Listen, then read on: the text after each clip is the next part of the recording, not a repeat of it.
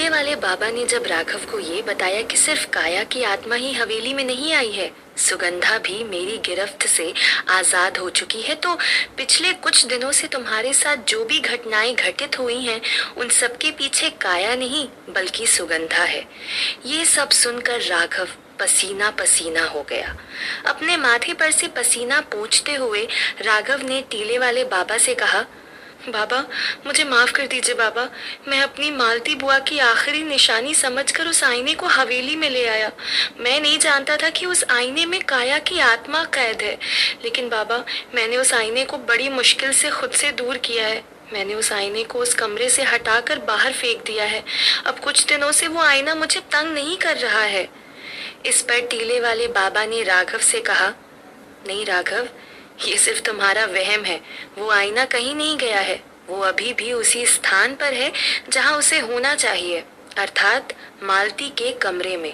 वहीं उस आईने का वर्षों से स्थान रहा है। ये सुनकर राघव और ज्यादा चौंक गया। उसने इस बात से नकारते हुए कहा, नहीं बाबा, यह संभव है। मैंने खुद अपने हाथों से उस आईने को हवेली के बाहर फेंका है और मालती बुआ के कमरे को फिर से ताला लगा दिया था।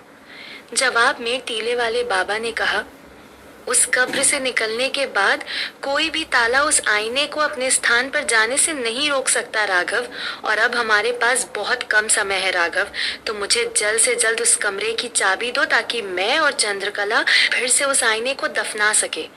टीले वाले बाबा से ये सब सुनकर राघव ने मालती के कमरे की चाबी अपनी कमीज से निकालकर उनके हाथ में रख दी। चाबी मिलते ही टीले वाले बाबा और चंद्रकला दोनों सारी सामग्री के साथ मालती के कमरे की तरफ बढ़ने लगे। टीले वाले बाबा से सुनी गई बातों की सच्चाई की पड़ताल करने के लिए डरा सहमा सा राघव भी उनके पीछे पीछे बढ़ता चला जा रहा था। दरवाजे के पास पहुंचकर जब टीले वाले बाबा ने उस चाबी को ताले के अंदर लगाई तो बहुत कोशिश और जोर लगाने के बाद भी वो ताला खुल नहीं रहा था। ऐसा प्रतीत हो जैसे कोई शक्ति उन्हें अंदर जाने से रोक रही हो। ये शक्तियां किसी और की नहीं बल्कि काया की ही लुप्त शक्तियां थीं, जो नहीं चाहती थी कि टीले वाले बाबा भीतर आए। कुछ देर प्रयास के बाद भी टीले वाले बाबा जब उस ताले को नहीं खोल पाए तो टीले वाले बाबा ने एक मंत्र बुदबुदाते हुए अपने पास के गंगा जल को मालती के कमरे के दरवाजे पर छिड़क दिया। गंगा जल के छिड़काव के साथ ही वहां से एक अजीब सा धुआं धुआं उठा, जिसे देख राघव सहम सा गया। पर अगले ही पल वो चाबी ताले में लग गई और बड़ी ही आसानी से ताला भी खुल गया। टीले वाले बाबा ने एक ही झटके में दरवाजे के दोनों कपाट खोल दिए। दरवाजे के खुलते ही एक बड़ी सी चील उड़ते हुए बाहर की तरफ निकली। चील का बाहर निकलना कुछ इस तरह था जैसे वो किसी पर हमला करना चाहती हो। दरवाजे के पास खड़े टीले वाले बाबा और चंद्रकला तो नीचे झुक चुके थे, लेकिन राघव सही समय पर नीचे नहीं झुक पाया और चील ने अपने पंजों से राघव के चेहरे पर खरोंच लगा दी। चील के पंजों का प्रहार इतना तेज था कि राघव की जोर से चीख निकल गई और उसके चेहरे से हल्का खून निकलने लगा। राघव जल्दी से अपनी जेब से रुमाल निकालकर अपने चेहरे पर आए खून को पोंछने लगा।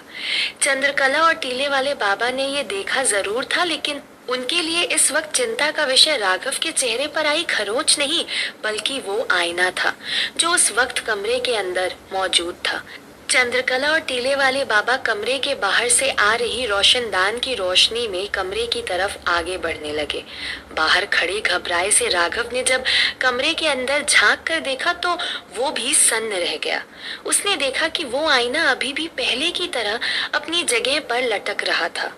अब राघव को उन दोनों की बातों पर पूरा विश्वास हो चुका था। भले ही कमरे के अंदर चंद्रकला और टीले वाले बाबा दोनों थे, लेकिन अभी भी राघव की हिम्मत नहीं थी कि वो कमरे के अंदर जा पाए, इसीलिए बाहर से ही वो सब कुछ देखने लगा। वहीं कमरे के अंदर जाते ही टीले वाले बाबा ने अपने अनुष्ठान की प्रक्रिया को शुरू कर दिया था। टीले वाले बाबा कमरे के बीचों बीच पालथी मार कर बैठ गए। बाबा जो 7 अलग अलग रंग के कपड़े लाए थे, टीले वाले बाबा के कहे अनुसार चंद्रकला ने उस पोटली में से एक सफेद रंग का कपड़ा निकालकर टीले वाले बाबा के सामने बिछा दिया और टीले वाले बाबा ने आसपास दूसरी सामग्री रखते हुए मंत्रोच्चार शुरू कर दिए। अब टीले वाले बाबा ने चंद्रकला को उस आईने को लाने को कहा। चंद्रकला अब उस आईने की तरफ बढ़ रही थी।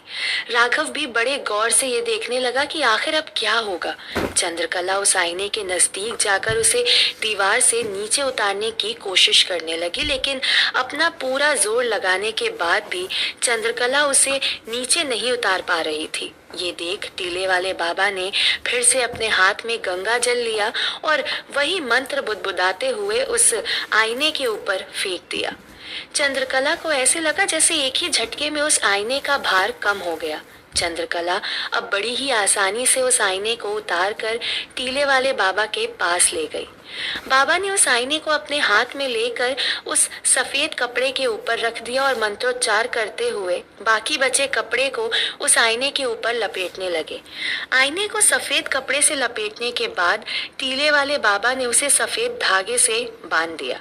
टीले वाले बाबा ने बांधा काया को था, लेकिन अंगुना की दुनिया से लौट रही सुगंधा को ऐसा प्रतीत हुआ जैसे कि उसे किसी ने अदृश्य जंजीरों में जकड़ दिया हो। सुगंधा को एक बहुत ही अजीब सी घबराहट और घुटन सी महसूस हुई। खुले आसमान में होकर भी वो कैद सी महसूस कर रही थी। सुगंधा अपने चारों तरफ हाथ पांव चलाने लगी, लेकिन ऐसा कोई बंधन उसके चारों तरफ नहीं था। पर कुछ तो था जिसे वो बंधन की तरह महसूस कर रही थी, पर वो समझ नहीं पा रही थी कि आखिर ऐसा क्यों हो रहा है। तभी उसे ख्याल आया कि कहीं ऐसा तो नहीं है कि चंद्रकला उस आईने तक पहुंच गई हो।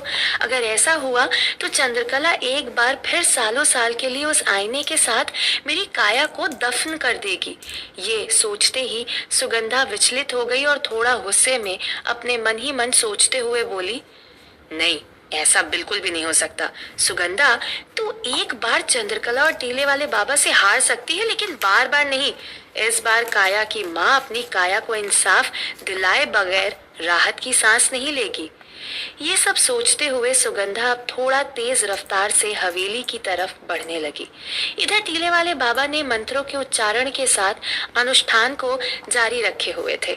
चंद्रकला भी मंत्रों के साथ ही उस बड़े से शीशे पर एक एक करके अलग अलग रंग के कपड़ों में लपेट रही थी। सफेद के बाद पीला और पीले के बाद नारंगी रंग के कपड़े में भी उस आईने को लपेट दिया था और उन्हीं रंग के धागों से भी बांध दिया था। 3 अलग अलग रंग के कपड़ों से बांधने के बाद अब लाल रंग के कपड़ों में बांधने की प्रक्रिया चल रही थी। वहीं टीले वाले बाबा बिना रुके मंत्रों का उच्चारण किए जा रहे थे। इधर तेज रफ्तार से हवेली की तरफ आती सुगंधा जैसे ही हवेली के ऊपर पहुंची तो जोर जोर से हो रहे मंत्रों उच्चारण ने उसे सब कुछ बता दिया। हवेली में वही हो रहा था जो वो कभी भी नहीं चाहती थी। आखिरकार चंद्रकला उस आईने की तह तक पहुंच ही गई थी और वापस से उसे दफन करने का अनुष्ठान कर रही थी। सबसे पहले सुगंधा ने इस अनुष्ठान को भंग करने का तय किया, लेकिन जब सुगंधा हवेली के दरवाजे पर पहुंची तो धीरे धीरे मंत्रों की आवाज उसके कानों में साफ सुनाई देने लगी। मंत्रों की आवाज को सुनकर उसे बहुत बड़ा झटका लगा। मंत्रों की आवाज से सुगंधा ने ये पहचान लिया कि उस कमरे के अंदर चंद्रकला अकेली नहीं है, बल्कि टीले वाले बाबा भी उसके साथ हैं। ये देख सुगंधा ने अपने कदम पीछे ले लिए, क्योंकि चंद्रकला से भिड़ने के बारे में तो वो सोच भी सकती थी, लेकिन इस वक्त तो चंद्रकला और टीले वाले बाबा दोनों वहां पर मौजूद थे। ये बात सुगंधा भी जानती थी कि वो उन दोनों का बाल भी बांका नहीं कर सकती थी। साथ ही साथ सुगंधा ये भी जानती थी कि बिना कुछ सोचे समझे और भावुक होकर अगर वो उन दोनों के सामने गई तो काया के साथ साथ वो दोनों उसे भी कैद कर लेंगे। इसीलिए बड़ी ही समझदारी से उसे कोई भी फैसला लेना था। आखिर बहुत सोचने के बाद सुगंधा को अंगुना से मदद लेने के अलावा कोई भी रास्ता नहीं दिखाई दे रहा था, और अंगुना ने भी उसे ये यकीन दिलाया था कि वो आज नहीं तो कल उसकी मदद करेगी ही, पर अगर अंगुना ने उसकी आज मदद नहीं की तो फिर सब कुछ खत्म हो जाएगा और सुगंधा को जो भी करना था बहुत जल्द करना था, क्योंकि कुछ ही देर में चंद्रकला और टीले वाले बाबा अपना अनुष्ठान पूरा कर चुके होंगे। यही सब सोचकर परेशान सी सुगंधा वापस से अंगुना की दुनिया की तरफ बहुत ही तेजी से बढ़ने लगी। वहीं कमरे के अंदर उस आईने को लाल कपड़े से लपेटने का अनुष्ठान भी पूरा हो चुका था। इसके बाद देखते ही देखते बाकी कपड़ों से भी उस आईने को लपेट दिया गया और आखिर में उस आईने को काले कपड़े से लपेटकर काले धागे से ही बड़ी मजबूती से बांध दिया गया। सारे कपड़ों से बांधने के बाद टीले वाले बाबा ने अपने मंत्रोच्चार बंद कर दिए। टीले वाले बाबा के मंत्रोच्चार बंद होते ही चारों तरफ एक सन्नाटा सा पसर गया था। बाबा ने चंद्रकला को उस आईने को उठाने को कहा, लेकिन कपड़ों के भार से अब वो आईना सच में भारी हो गया था। लेकिन जैसे तैसे चंद्रकला ने उस आईने को उठाया और उसे कमरे के बाहर ले आई। बाहर आकर चंद्रकला ने राघव से कहा, राघव, इस आईने को हमें फिर से उसी खेत में दफन करना होगा जहां से तुमने इसे निकाला था। तो तुम अपनी जीप में अपने आदमियों के साथ हमारी मदद करो ताकि ये काम जल्द से जल्द किया जा सके। एक बार के लिए राघव हामी भरने ही वाला था कि तभी एकाएक उसके पैरों के नीचे से जमीन खिसक गई थी।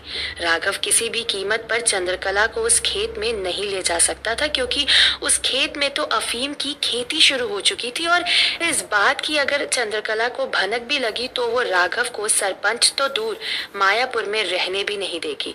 यही सब सोचते हुए राघव ने जरा घबराते हुए कहा, नहीं नहीं चंद्रकला, उस आईने को खेत में दफन करना संभव नहीं है। राघव की ये बात चंद्रकला को हजम नहीं हुई। उसने राघव से चौंकते हुए पूछा, संभव नहीं है? ये तुम क्या कह रहे हो राघव? चंद्रकला के सवाल पर राघव ने जरा गंभीरता से जवाब देते हुए कहा, हाँ चंद्रकला, क्योंकि उस खेत में अब खेती शुरू हो चुकी है। उसी खेत की खुदाई के वक्त ही ये आईना मिला था मुझे। फिर से इस आईने को वहां पर दफन करने के लिए बड़ा सा गड्ढा करना पड़ेगा, जिसकी वजह से काफी सारी फसल बर्बाद हो जाएगी और मजदूरों की मेहनत, मेरा पैसा सब बर्बाद होगा। इसीलिए कह रहा हूँ कि उस खेत में दफन करना संभव नहीं है। क्या कोई दूसरी जगह पर इसे दफन नहीं किया जा सकता? राघव की ये बात सुनकर चंद्रकला एकाएक झल्ला गई। उसने थोड़ी ऊंची आवाज में कहा, राघव, यहाँ पर तुम्हारी और मायापुर के लोगों की जान खतरे में है और तुम्हें थोड़ी सी फसल की चिंता सता रही है। इससे पहले कि राघव कुछ जवाब दे पाता, टीले वाले बाबा ने बीच में बोलते हुए कहा, चंद्रकला, राघव ठीक कह रहा है।